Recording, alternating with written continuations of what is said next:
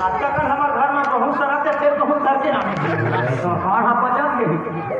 sir गए गहूँ मन अरे गहूँ नहीं कहे होगा मैं अपन बस बाई लाने हम बाई ना दूसरा मोबाइल है हमारे घर में फिर मोबाइल है घर में मोबाइल करके ना मैं अपन बस बीवी लाने हम बीवी घर में टीवी है टीवी का तो कौन हम पूछ गए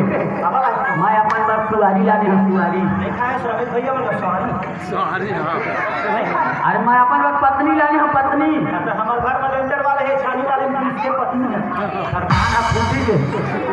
अरे मैं अपन बस वाइफ लाने हम वाइफ नहा ढीला के सब पाइप ले घर में सटे के लिए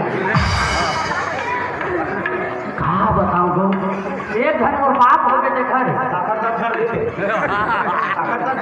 अरे मैं अपन पर चावल जोड़ी लाने होगा जोड़ी सब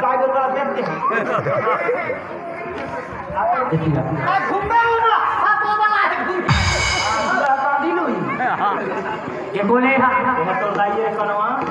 ये मोर जाइए तेरा संसार जाना दुनिया जाना था तो बोले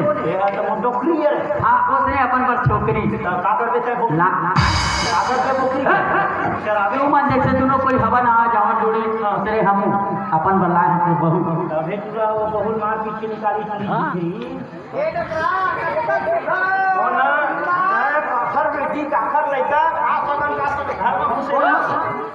चुपचाप